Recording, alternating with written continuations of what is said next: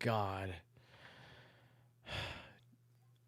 Just when you thought that tonight could have been the night, just when you thought that the Mets were hopefully going to get themselves their first truly heroic, truly beautiful-looking comeback victory after being down 7-1 in this ballgame, they fall just short by losing by a final score of 7-6. And my frustration is continuing. My blood is continuing to boil. There are positives that I took away from this game, but there are also a lot of negatives. And the negatives are a lot of the same that we've been seeing with this club. So I don't know.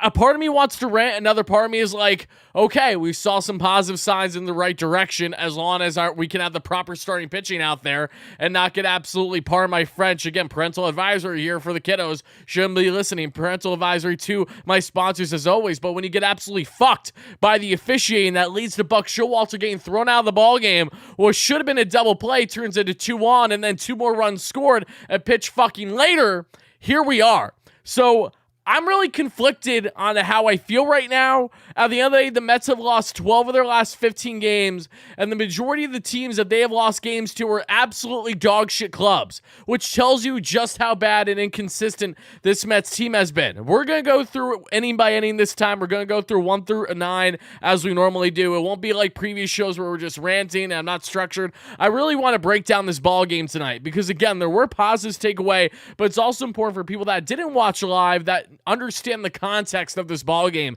how the Mets started where they were and how they got to where they were at the end of the game. But more than anything, guys, I want to know on a scale of 1 to 10, everyone, the live chat, people on replay, what is your frustration level right now with this Mets team? 1 through 10, let me know it right now. Again, thank you guys all so much for being here for the latest post-game show on WardyNYM as we break down everything that transpires with this Metropolitan team and the good, the bad, the ugly.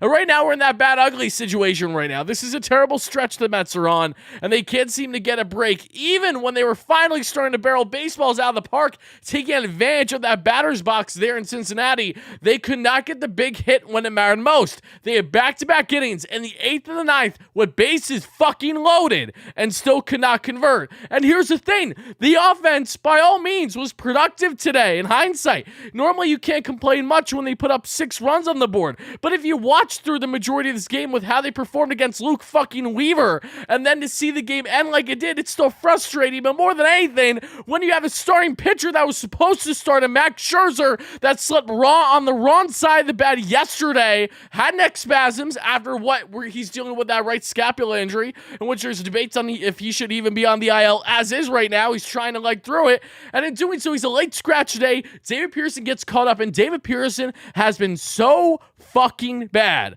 I have been a David Pearson advocate for the past couple of years. He has this stuff, but his location is so terrible right now. It is beyond belief. So the guy threw roughly 90 pitches in 3 innings. No shit, you're not going to have an easy chance to win a ball game when you're already down 4, 5 effing runs. You're down 7-1 before you know it. It just, see, I'm not even trying to rant. This is just me being genuine right now. This is me being genuine. This is how I'm feeling. This was a beyond frustrating loss at the end of the day. Because while you saw positives, headlined by Francisco Alvarez, the youngest player in baseball, acted like the only guy with a pair of cojones on the offensive front until we got later on into this ball game. So you're happy about that, right? The future is now for these children. Who's it going to be next? Is it going to be Vientos? Is it going to be Mauricio potentially? You don't know. But then when Mark Canha first pitch swinging double play in the 8th. All you needed was to barrel a baseball and we're in this ball game. And you first pitch swinging, it drives in a run, but then that does it. Then in the fucking 9th, we're pinch hitting Luis Guillorme, bases loaded against Alexis Diaz. Yes, Edwin's younger brother that a lot of us Mets fans, including myself, would love on the team. We're pinch hitting Luis Guillorme, who has been so bad with the bat this year, to match up. Alexis Diaz can't even handle the strike zone, and yet Guillorme somehow, some way, whether it was a good call or not, strikes out on a half swing to end the inning. And that was in the 8th, pardon me. Candace had bases loaded in the 7th. So backtracking here a little bit. It's frustrating. It's really frustrating how I'm feeling right now. And I'm proud of Buck getting thrown out. I would have liked to see where was that animosity, where was that snarl from either Max back in LA or even in Detroit. I mean, this is a little too late, but I hope that this kind of sparks a fire under the team's ass a little bit for games going forward. Again, there were some positives tonight, which I'm actually happy to get into, mainly Francisco Alvarez, but it's like, okay, the Mets had the home run ball today, but they had nothing else. Anytime the Mets had a bases loaded opportunity today, they didn't know what to do with it. The bullpen was solid today, aside from what happened there with Nogosek. But again, I'm not even that mad at Nogosek because he got absolutely screwed, pardon my French, because of what happened there that I'll break down shortly on this ball game. You know, this was supposed to be an easy double play that Lindor gets literally hit in the glove by Will Myers, and they somehow can't overturn it. That's how puck gets thrown out. That's such a horseshit call. And the officiating towards the end, a full ball to the right. We're going to call it a strike 3 on WardyNYM. Again, just one of the many problems that we saw tonight.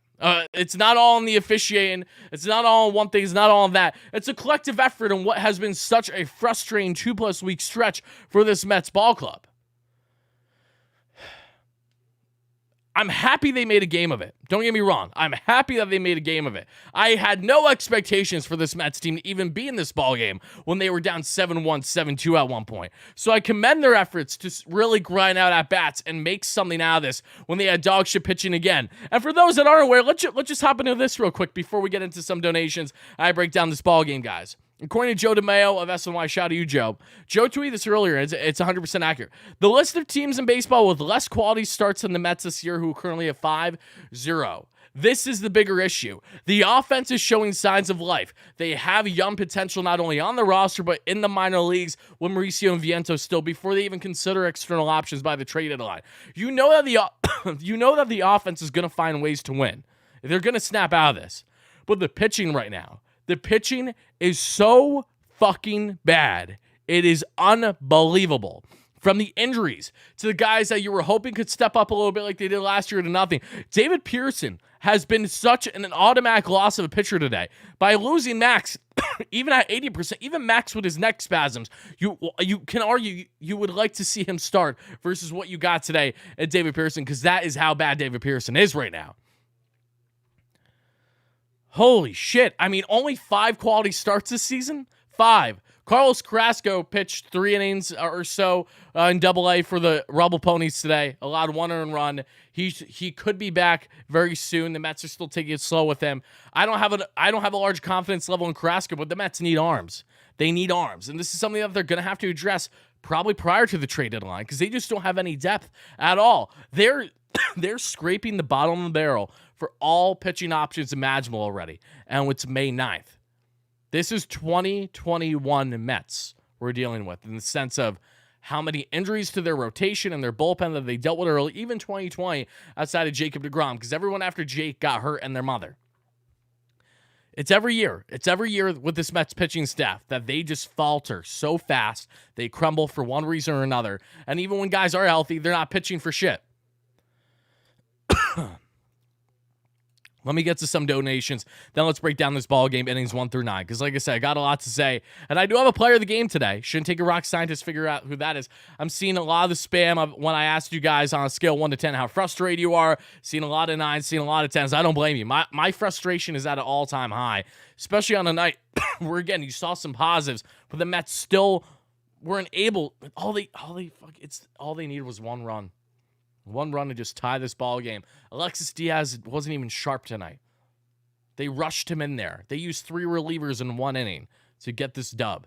That's how desperate the Reds were. And that's the type of desperation you would want to see from the Mets, right? But it is what it is. Pardon me for the coughing, guys. I'm juiced up right now. I need to catch my breath. Pardon me. And also, as always, shout out to my great friends and sponsors on the channel at Sober MLB and Mantis Sleep, but we'll get to them a little bit later here in the show because we got to break down this ball game first. John Perna, thank you so much for the donation. He says, these umps should be made into Skyline Chili.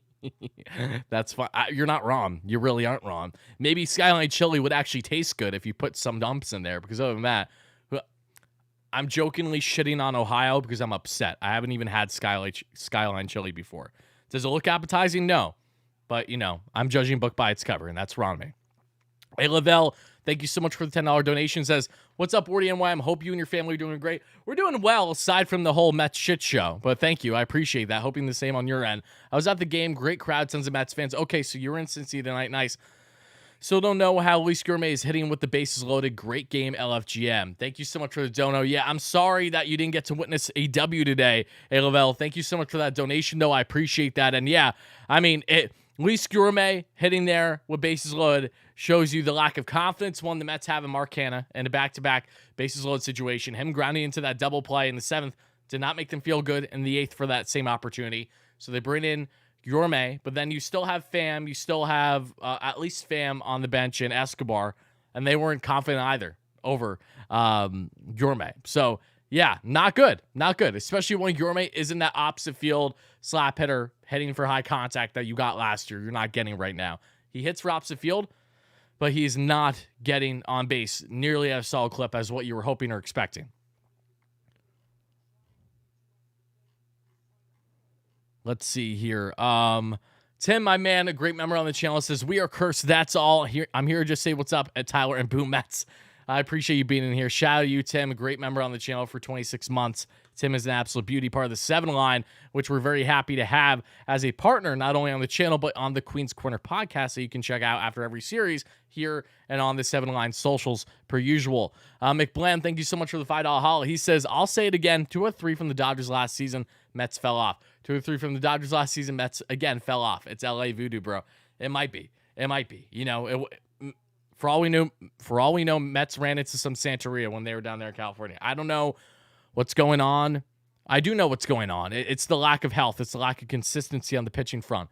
It's cultivation of all these issues hitting at the same exact time. And that's leading them to what has been, over the past 2 weeks, a steaming pile of bullshit, really. So let's talk about this Mets game, though, okay? Let's get into it.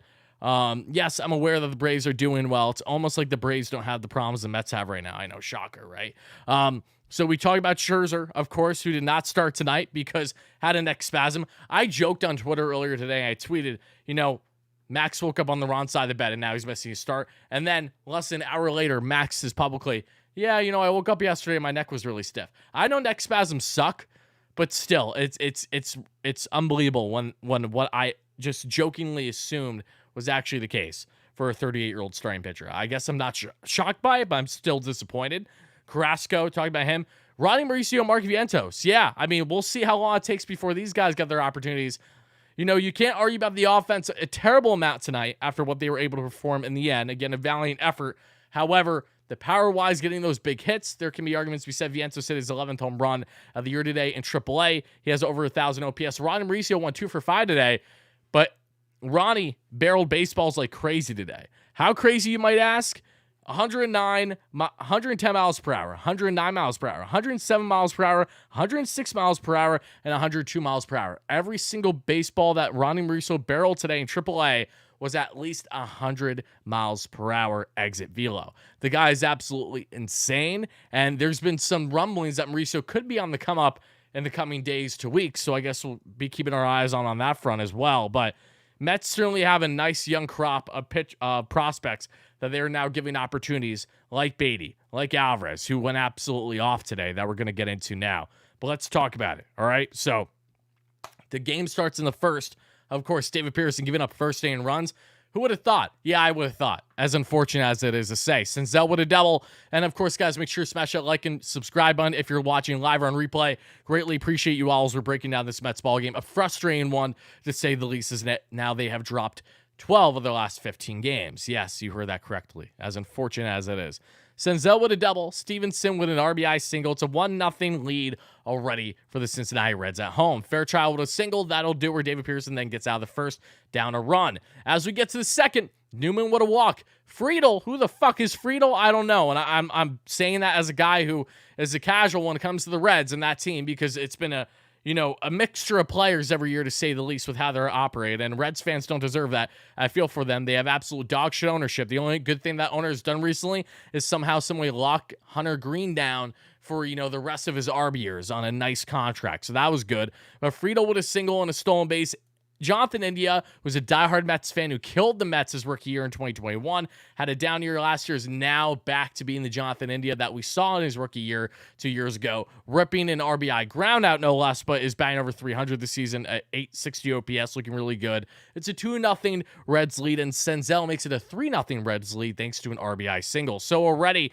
David Pearson's laboring, surprise, surprise. It's a 3-0 ball game through 2 in the Reds' favor. As we get to the third, Francisco Alvarez, for one of 2 times today, rips a home run. This time opposite field off of Luke Weaver, the veteran right-hander for the Reds, and it's a 2-run ball game. Mets finally get on the board thanks to Alvy, who again is the youngest player right now in baseball, the youngest starting catcher in the past 30 years in the game, and he is off to a tremendous start now. Alvarez is batting right around 250 and in the 700 plus for OPS. That is really encouraging from what was a very rough start his first 2 weeks in the bigs this year, filling in for Omar Narvaez. He's growing, and he's looking great on the defensive end, and we're seeing it right before our eyes that Alvarez could be here to stay for the entirety of the season, potentially. Lindor in the fourth then with a single. Nothing else transpires, however. In the bottom of the fourth, India with an RBI double. Nagosic would then come in. Again, that day is done for David Pearson, who, by all accounts, was anything but good, as we previously discussed, surrendering 4 earned runs, 7 hits, and only 3.1 innings, 2 walks, 4 strikeouts on 87 pitches. His season ERA is now at 7.68. Safe to say that David Pearson, unless we have more injuries, which shouldn't shock anybody, is going to continue to be in AAA, because he does not have it at all right now. He really does not. And it's unfortunate because David Pearson last year was eating some quality innings for the Mets when they need it most. Now this year couldn't be farther from the truth, farther from the same rather, right? So we advance in this ball game. The Mets are down plenty still. In the fifth, Buck gets tossed for arguing obstruction interference there. As we discuss, as Will Myers going from first to second, which should have been a double play ball. Lindor goes for it. You guys haven't seen it run in the highlights.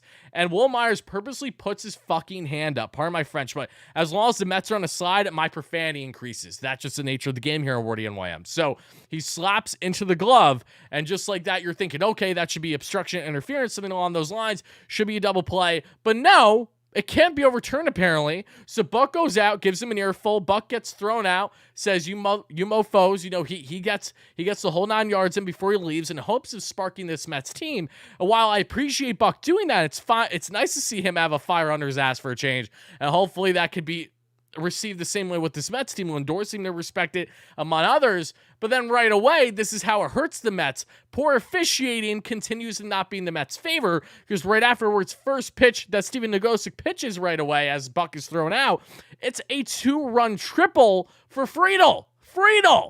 Just like that, it's a multi-run lead continuing for the Reds in their favor. Maley with a hit by pitch, India with an RBI sac fly, and at that point, the Mets found themselves down by a total of 7-1. A 6-run differential, you're not feeling good about it. Francisco Alvarez, though, said, you know what, I'm in a groove right now. His second at-bat of the day, he rips another bomb, his second of the day, this time to left. So he went oppo first time, he then pulls one to left the second time. It is a 5-run deficit, but Francisco Alvarez, have to give him credit for what were some fantastic at-bats today. He is truly looking better by the day, and that is exactly why Francisco Alvarez is my player of the game. Again, guys, can we get some spam? I know that tonight was frustrating. I know that there were very little positives to take away, but there is one thing to take away as a positive. It was the young stud of a catcher at 21 years of age in Francisco Alvarez. So if everyone could do me a favor and spam in the live chat El Troll, E-L, and then Troll, that would be awesome, as that is Alvarez's coveted nickname. He deserves credit tonight, all things considered. Not only with the bat, but behind the plate, was framing really well throughout a batter that we'll get into shortly too. He's exemplifying all the tools that you would want in a Mets catcher, a hit-first catcher that, again, can control himself just fine. Beautiful throw out there, as you see. I'm loving Francisco Alvarez. He is becoming exactly what you would be hoping, and it was hilarious to even hear Mets fans somehow, some way write him off early this year as a 21-year-old who was rushed up due to injury, and yet he was being written off by some just because he was taking bad at-bats. I'm like, I'm sorry. It's almost like a 21-year-old who's the youngest player in baseball needs to take some time to adjust to the MLB level. Call me crazy, I know, right?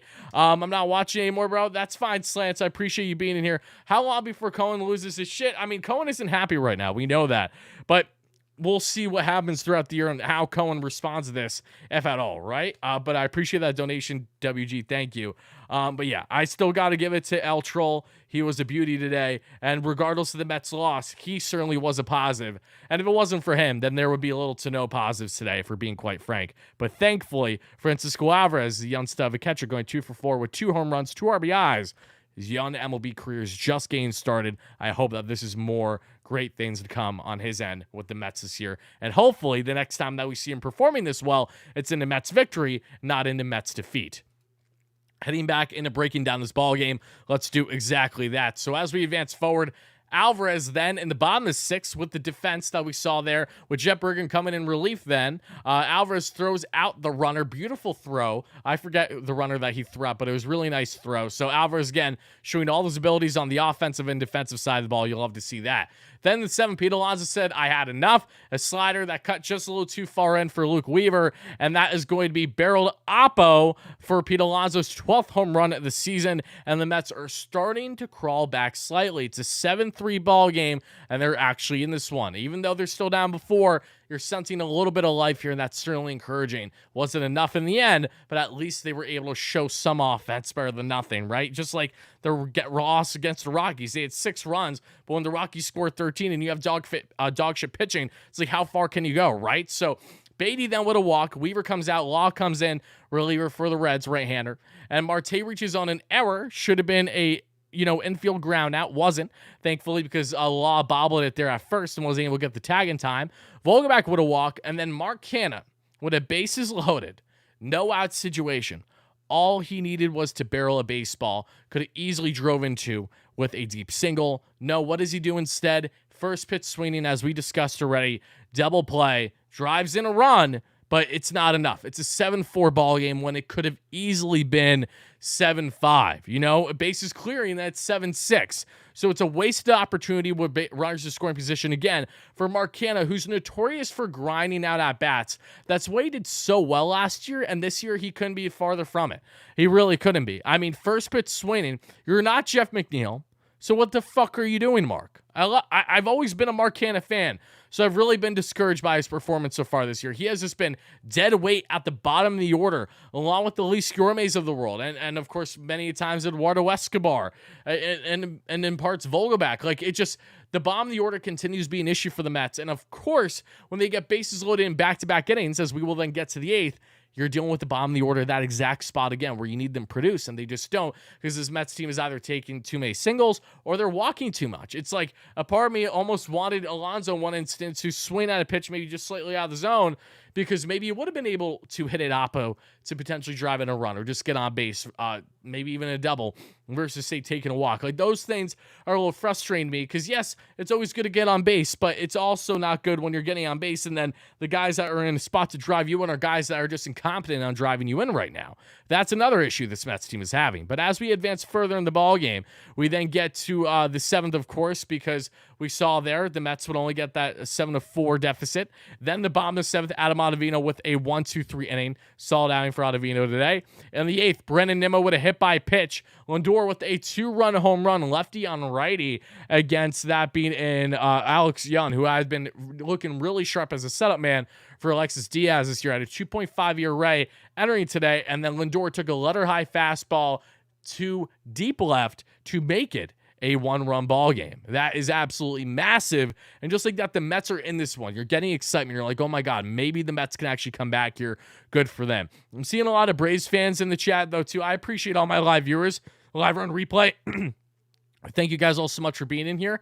Braves fans, I don't mind you guys being here too. I will say that there is something about the rent-free aspect that I certainly enjoy, especially when the Mets are so far behind the division right now, and yet Braves fans feel like they have to share their words of wisdom, if you will, as if, that's the one thing that always cracks me up. It's like, I appreciate the support from opposing fan bases, but it's another, what's the bragging? It's like, yeah, no shit, you're the better team right now. No one's saying you're not, but I guess they can just never have enough validation, whatever's going to try to help make them sleep at night. It must be difficult. Unlike me, because I use my Sleep Mask Pro at Mansa Sleep, that we'll be getting into shortly. Nice little plug there. I guarantee you guys enjoyed that. You had to have enjoyed it, right? But Then we advance further in the ball game. It's 7-6. Lindor with a nice home run there. All Lindor does is hit doubles or home runs this year. It's very weird, but I'm happy that he's at least hitting the ball out of the park when we kind of need him to. Alonso with a walk, Marte with a single, Vogelback with a walk, and then Yorme comes in the pinch hitting situation for Marcana, and as we discussed, strikes out on a check swing to end it. And what was even more frustrating about that instance was that Alexis Diaz wasn't locating his fastball at all when he came in as the third pitcher of the inning because the Reds were desperate to get those final outs. Diaz had no control on his fastball. It was going up and away constantly, and it was an outside pitch that Guillorme was caught there with his check swing. Very frustrating. You can understand more if he's dotting the corners, but Diaz wasn't, and the Mets couldn't take advantage. And then, of course, as we get into the eighth, Drew Smith comes in clean inning. He hits India by accident on an inside pitch on the elbow. That's all she wrote there. And then the ninth, the rest of the story, Alexis Diaz gets the big save for the Reds as they go on to win, and the Mets lose here. But I do want to ask you guys, out of all this from what we saw today, and from what we've seen from the Mets as a whole over this past stretch, what do you say? Do you have any encouragement level heading into tomorrow's game after seeing the Mets offense act the way it did and knowing that Justin Verlander is going to be on the mound tomorrow? I want to know how you guys are feeling overall after the loss, from how the game first started, where I didn't think there was a chance in hell the Mets even had a chance of being in this ball game, to making a valiant effort, still falling short, still frustrating. But I kind of just want to know what your overall thoughts are on everything that transpired in this one, between the highs, the lows, and the in-betweens. And what are my thoughts on signing Gary Sanchez? I came out with a video earlier today on that. Make sure to check it out, guys, who haven't watched it already. I did a 6-7 minute video on Gary Sanchez signing. Make sure to check it out. In a nutshell, low risk, high reward move. I don't expect Sanchez to get many reps with the Mets at all this year, but basically to make sure that you have some type of depth if Alvarez or Nito gets hurt, because after that, you don't want Michael Perez, nor do you want Hayden Senger, who I know many Mets fans do not know. Honestly, he's in Double-A catcher for the Mets. You don't want those guys being called up, right? So you'd rather have a guy that at least has MLB experience, can hit the ball out of the park. Yes, he's going to hit around the Mendoza line, if not lower at this point in his career at the age of 30. And yes, he sucks defensively, so he's basically a DH. But there is still at least some upside there with major league talent versus what you have in the minors, which is none now that Alvarez is with the big league club. So that's more of a how can you go wrong type situation. And if the Mets decide to give him any reps at DH, see what you have in him. If you have nothing, fine, then send his ass back down right away. So again, you really can't go wrong at this point with how this Mets team is currently constructed and the injuries it feels like they're constantly dealing with. Narvaez is on the 60-day IL to begin with. So, but that's in a nutshell my thoughts, but I expanded a little bit more on it in the video that I posted earlier today.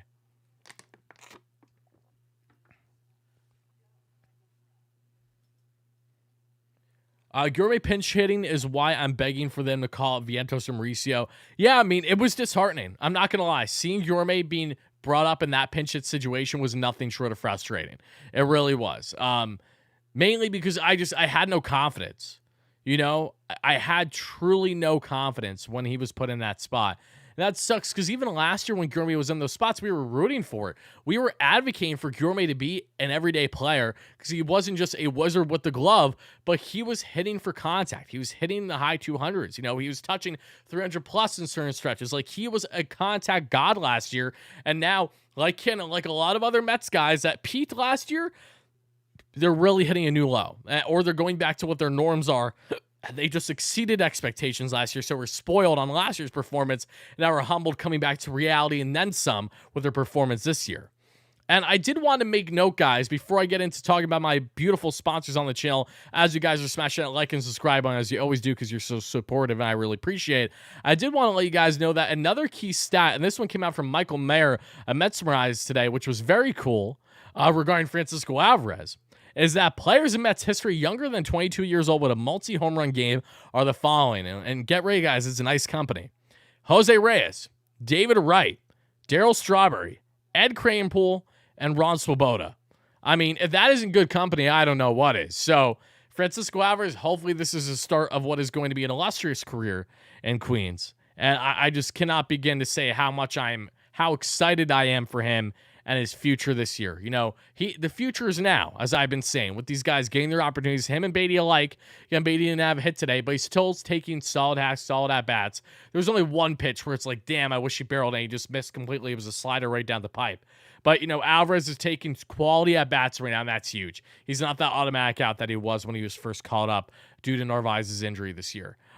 Dave has no confidence in the Mets right now. I don't blame you after losing 12 of your last 15. My confidence is very low. The Mets need to prove it at the end of the day, right? Appreciate you being in here, though. Shout out all my loyal members, live viewers, live on replay. Happy to have you guys all in here as always, no matter what the game result is. But we look at the Haynes stats today, aside from what we saw and Gourmet filling in for Canada. It's not like America's Canada didn't hit today, but the Mets had a total of 7 hits today to the Cincinnati Reds 10. Mets had an expected batting average today, 282 as well. So got a little unlucky there, but no less. Here's the thing. When you look at the Mets offense today, it wasn't terrible by any stretch, but just letting Luke Weaver have 5 strong innings is a gripe to me. It's not nearly as big of a concern as is the pitching right now. They're not even in the same stratosphere, right? However, there's something to be said about the Mets letting mid to below mid pitchers for the past 2 weeks come out and pitch quality starts against this team. The Mets have allowed more quality starts over the past 2 weeks to below average pitchers than they have pitched themselves quality starts this year. That is how bad it has been on the pitching front and the offensive inconsistencies. I'm glad that they woke up in the second half today. Not griping there. But allow Luke Weaver to have 5 innings of 1 run ball. Like, what the fuck are we doing? It's Luke Weaver. The same thing with Michael Lorenzen and to a lesser extent Eduardo Rodriguez when he pitched like 8 shutty against the Mets when, again, he's off to a great start this year, but Eduardo Rodriguez is a guy that still is going to get barreled hard this year. We know it's inevitable. He doesn't have anything crazy in his arsenal to begin with. And then you face the Rockies and you have Senzatella. Then you also have the Southpaw and Gomber. Like, these are guys that you should be barreling and you're just not. Benjamin, thank you so much for the $50 holla. I really appreciate that. Guys, let's get some love and hype in the chat to Benjamin for being beyond generous here. Thank you so much. If there's a pick-me-up that I could use right now, it's certainly something like that on a doom and gloom night where the Mets still lose what was a tough and hard-fought loss, all things considered. So I really do appreciate that. Thank you so much. Hype in the chat, guys. Let's get some Ben hype in the chat. Spam Ben would be greatly appreciated. Shout out to you, my man. Thank you again so much for that $50 donation. It really, really does mean a lot. Also, I know that naturally I'm biased as a Mets fan, so I'm going to be focused around them. I do want to give a tip of the cap. The Reds played a solid ball game today. They deserved, and you could say they deserve to be the winner. However, I don't want to give them as much credit as, say, I would with the Rockies in previous days, or even Detroit, because that bullshit, what should have been a double play call, in hindsight, very well could have been the difference in this ball game. So I'm going to give you some credit, not all the credit in the world, but no less. You still put up 7 runs on my New York Mets when that's inexcusable for the Mets and for the Reds and their fan base. I'm sure they're ecstatic about that. So there's the pitching stats, as you guys can see, too. Got some very solid relief for the most part. Nagosa got screwed with what should have been a double play ball, and Pearson just being cheeks. Sounds like a day that ends in Y, unfortunately. I did see one comment I want to get to before I get to things further here. Baseball really, but who are your top 5 teams that you are disappointed in so far, or just thought they'd be better this year so far? I mean, I got to put the Mets in there, obviously. The White Sox in there, too, as a casual White Sox fan for my AL club. Other teams I would say I'm disappointed in. Let me double check the standings right now, just to like see how I'm feeling. Oh, the Cardinals for sure. I mean, I picked the Cardinals to win it all, not win it all, but win the NL Central this year, and they still can do that. But the Cardinals are 12-24 right now, right? It's funny. The Cardinals are 12-24. They're 8.5 games out. The Mets are 8 games out, and they're 17-19. So it just shows you the differences between the NL East and the NL Central. It's crazy. Other teams I would say I'm disappointed of, 1 or 2 more. White Sox already said them. Houston's had an underwhelming start, as has Seattle. But I think they're, I'm not really concerned about them. It's early on. And there's one more team I could say I have a level of disappointment in, probably. I think I might have to go with the Yankees. Just because, I didn't think that they were going to be all the way in 5th at this point. I know that teams are excelling and performing above expectations, but, the Yanks, with their injuries that they endured, they're facing a lot of similar adversity that the Mets are to a degree. But still, they had a blowout win against the A's today. Good for them. But that team, like how the Mets are so reliant on Alonso, the Yanks are so reliant on Judge. If they don't have Judge, they have nothing. They really don't. I don't even count Stan because I expect Stan to miss half a season every year at this rate. I really do. So he's like the farthest thing from my concerns. But yeah, I mean, Judge, when Judge is in there, you Yanks always have a chance, right? But when he's not, that's a mediocre team. I'm sorry. And Carlos Rodon, when's he going to pitch, right? The Mets are the only team in New York going through some real pitching struggles right now.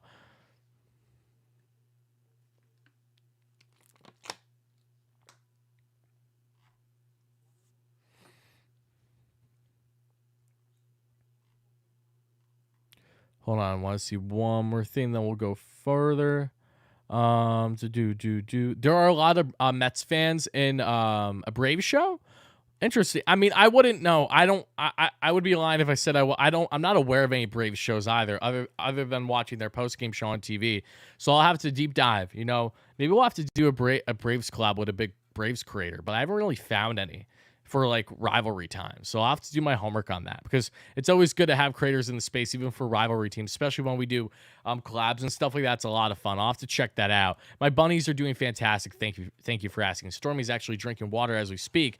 But guys, let's talk about something that is also fantastic, and that is my good friends at Sorare MLB. As many of you guys know already, Sorare MLB is the best fantasy game you guys could be playing out there. And in a nutshell, for those that don't know what this is, it's a free-to-play game. You can sign up for free. You draft your own team. You pick your cards just like how you would do if you're building your team through MLB The Show. And doing so, you enter weekly tournaments. There's 2 a week that you enter to varying rankings of degrees that you can either do for free, or if you have, say, upgraded cards that you won or paid for, that you can spend real dollars on demand, buy, sell, or trade cards how you would in a normal card trading type biz, right? You can use those cards, make your team, and how you perform in these tournaments is based on how these players perform in real life. So I'm in 2 tournaments right now, and as you can see, my one tournament, I'm 3,300th out of 11,000. My last tournament that I won and it did so well, I was 150 out of 9,500. It's very early in this tourney, though. I haven't gotten a lot of offensive production yet, so I'm looking for point production on that front. Shane McClanahan absolutely shoved for me. I'm expecting Andrew Chafin to hopefully pitch in at least one of the 3 games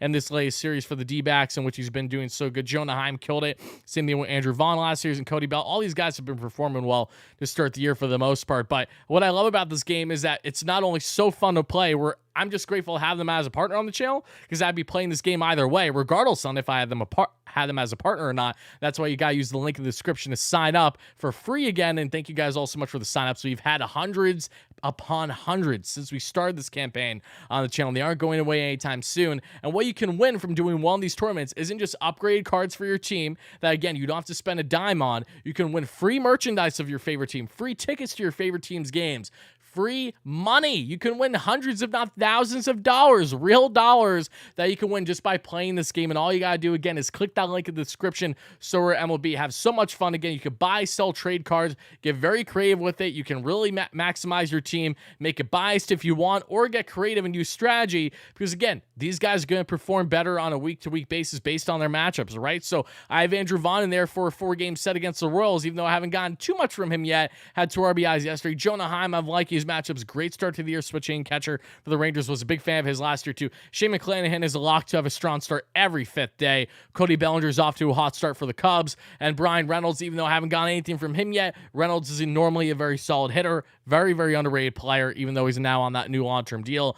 Lance Lynn, again, gets a lot of points because he gets a lot of strikeouts for me, and strikeouts are key when evaluating pitching. But once more, shout out to Sorare MLB for being a phenomenal sponsor, phenomenal partner here on the channel, guys. But, we're going to be wrapping things up here in a minute, but I have to let you know about my final sponsor here tonight, guys, and that is my phenomenal friends, that being at Manta Sleep. You guys know a lot about Manta Sleep, but when I tell you that their revolutionary product of this sleep mask right here that I use nightly, have been for the past month plus, I get tired, I get exhausted from these consistent post-game shows. They're so much fun, but especially on the when we did the West Coast trip, I'm going to bed at 2, 3 in the morning every night. It's not easy. So what do I need during that time? I need comfortable sleep. I need to make sure that the sun isn't shining in my eyes, because I don't have those perfect, blinds that shut out all sunlight in the morning. And that's where my Manta Sleep Mask Pro comes into play. It has been so beautiful, so easy to use. And I gotta tell you guys, just a quick minute on Manta Sleep and how great of a sponsor they've been on the channel. I've heard only raving reviews from you, the subscribers, the followers of the channel that have signed up and have used my promo code WARDY for 10% off your purchase by clicking the link in the description, as always, guys, or in the comments section. You see the revolutionary mask here, the one sound mask that I've heard a lot of great reviews on. This bad boy is literally playing music. Is connected to Bluetooth. You can play whatever music you want as you're trying to get a nice slumber with that. And the big thing, not only the Sleep Mask Pro, which is what I have, which is one of their best selling products, so comfortable, beyond affordable. You have a weighted mask if you want some weight on your face at night. You have a cool mask, which I want so bad. I've heard great things about. I've had many of my followers and subscribers already buy this one in particular that said that they love it, helps them cool down at night. And I know I need it because, as you can see, I look like I'm in a sauna because I always am when I'm doing these post-game shows. So that cool mask comes into play, gives you cooling around your eyes. Or the opposite, if you're cold at night, want some steam, want some cool, want some comfort around your eyes, that is where the steam mask comes into play. So a bunch of different options, all beyond affordable. Having an absolute blast having them as a great sponsor on the channel, because the only reason why I have them as a sponsor on the channel is because I love their product. I'm not going to just bring any Joe Schmo in here and say, hey, no, if you give me this, then naturally I'm going to promote your product. No, I love this thing. I was using the product for a couple of weeks before I even brought them on as a partner. That's how much I enjoy them. I said, hey, I would love to bring you on. We made it happen. So to all you guys that have bought products and I've used my promo code WARDY for 10% off, thank you guys all so much. Shout out all you guys for signing up for So Rare MLB. Make sure to continue doing so because we're going to be doing a giveaway on the channel soon. And in order to enter said giveaway, you have to sign up to So Rare MLB using my link in the description, my unique link, and you will have a chance to potentially win, drumroll please, a jersey. So stay tuned for that. That'll be coming out real soon. But again, guys, thank you all so much for the love, the support, the donations, everything. Mets lose a real tough one tonight by a final score of 7-6 over the Cincinnati Reds. Now they look to hopefully bounce back with their ace on the mound. Yes, that is their ace, Justin Verlander, on the bump for his second Mets start. Hopefully the Mets get pitching of at least 5-6 innings quality, please, I beg, and hopefully some offense like what we saw today. But in a victory, please, I beg. I've been a broken record the past 2 weeks plus, and I don't know how much more I can go on being sane covering this Mets team this early in the season. So with that being said, thank you so much for watching. Love you to death. Stay tuned for tomorrow night's post-game show. And until then,